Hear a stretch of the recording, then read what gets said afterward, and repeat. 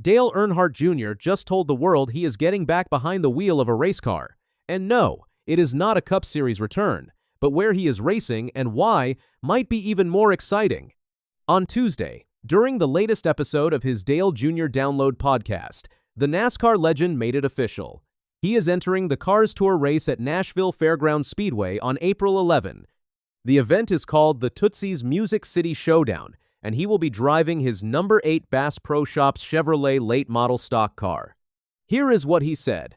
"I'm racing at Nashville Fairgrounds April 11. You know, I have a million things going on up here in my head. And looking around in there, I think it's April 11, and I'm driving the Bass Pro Shops car at the fairgrounds. Yep, for the Cars Tour. I don't know if there's any more I need to say." I'm going to do the tire test here in a couple of days, so I'll have a better idea of how fast it is. His media company, Dirty Mo Media, posted the news on X, confirming he is back in the saddle. Dale Jr. is 50 years old, and he has been racing this number 8 late model car since 2024. He has done 8 Cars Tour events since 2022 and made 4 starts in 2025, with his best finish being 10th at Anderson Motor Speedway in South Carolina. But this one is special because of the track. April 11 will be the first time ever the Cars Tour's late model stock and pro late model classes have raced at Nashville Fairgrounds.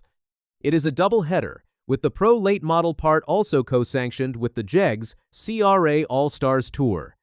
There is a great story behind the sponsor too. Justin Marks, who lives in Nashville and owns Trackhouse Racing, convinced Tootsie's Orchid Lounge owner Steve Smith to be the presenting sponsor. Smith was excited about it, saying, "This is some of the best racing in America, and it belongs at such an iconic track and an iconic city. I grew up across the street from Fairgrounds Speedway and am a huge supporter of racing in Nashville." Marks called the event huge, describing it as such a historic track in a great city with the most exciting late model racing in the country is a recipe for success. Nashville Fairgrounds promoter Bob Sargent added that they are honored to host the event and want to make it one of the best of 2026. Dale Jr. is not just racing in this series. He co-owns the Cars Tour along with Kevin Harvick, Jeff Burton, and Justin Marks.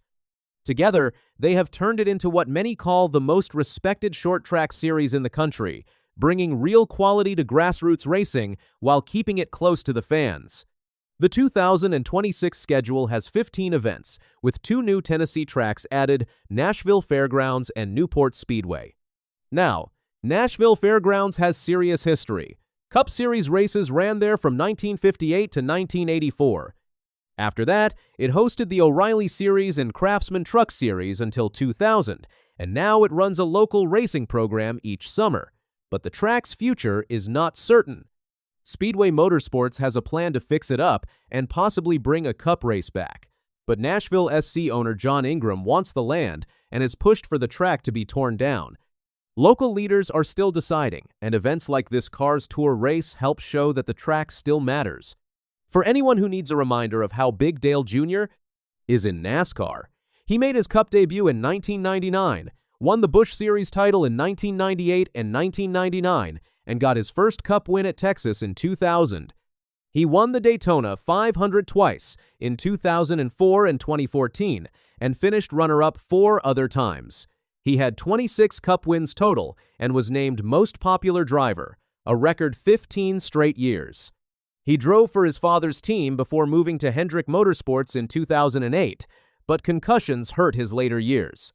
He missed half of 2016 and retired from full-time racing at the end of 2017. No Cup title, but his place in history is forever locked in.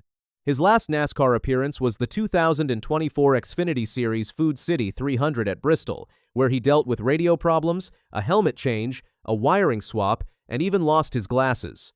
He still finished 7th and called it his final NASCAR race.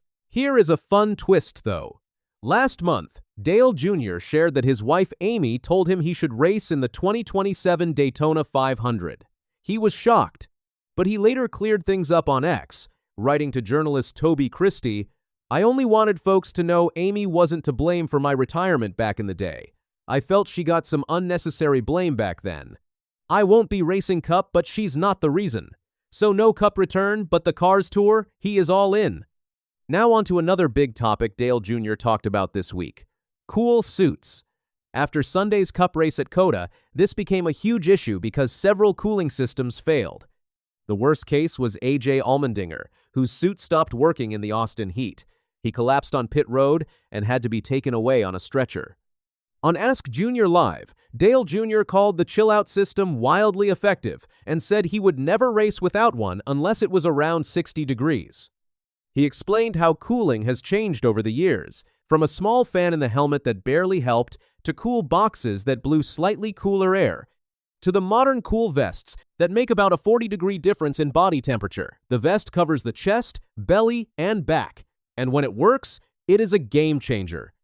Denny Hamlin, who does not wear one, explained on his Actions Detrimental podcast why these systems keep failing. He said during cautions, the car slows down and all the heat gets trapped inside because there is no airflow pushing through. During racing, the speed creates a fan effect that helps the cooling unit. During cautions, that stops. The car heats up fast, and the units overheat and shut down. Hamlin did not have many solutions either, saying NASCAR is very strict about how teams can route air to the driver. Finally, Dale Jr. also dealt with some team drama this week. Corey Day, the 20-year-old rookie in the number 17 Hendrick car, has been causing problems on track. He had incidents at Echo Park Speedway, and then at COTA, he turned Connor Zilisch around in the closing laps. Zilisch was furious, and even more upset that Day never apologized. On the Dale Jr. download, Earnhardt said he likes Day as a person, calling him a good guy after meeting him at Daytona for about an hour. But he said Day is drinking from a fire hose right now. With a ton of talent, a fast car, and very little experience, he is in over his skis in a bunch of moments. Dale Jr. explained why this is so serious. The number 17 car comes out of the Hendrick shop. They share all notes and data with that team. Day's crew chief Adam used to work at JR Motorsports. Day sits in on their competition meetings. They are basically a fifth team within the JRM family. Rick Hendrick owns both the car Day drives and the car he spun out, so wrecking a teammate hurts the whole group. Earnhardt said Day did not plan to take Zilisch out, but he is in control of the car and has to drive it so those accidents do not happen. He also noted that Zilisch was disappointed by Day's attitude afterward. Instead of owning the mistake, Day made excuses about the splitter and the tires. Dale Jr. said that has to change. But he showed understanding too, saying they have had teammate problems before and will again. When you put hungry young drivers in the same building chasing the next opportunity, things happen. He told teammates not to hold grudges and said Day can use this as a fresh start.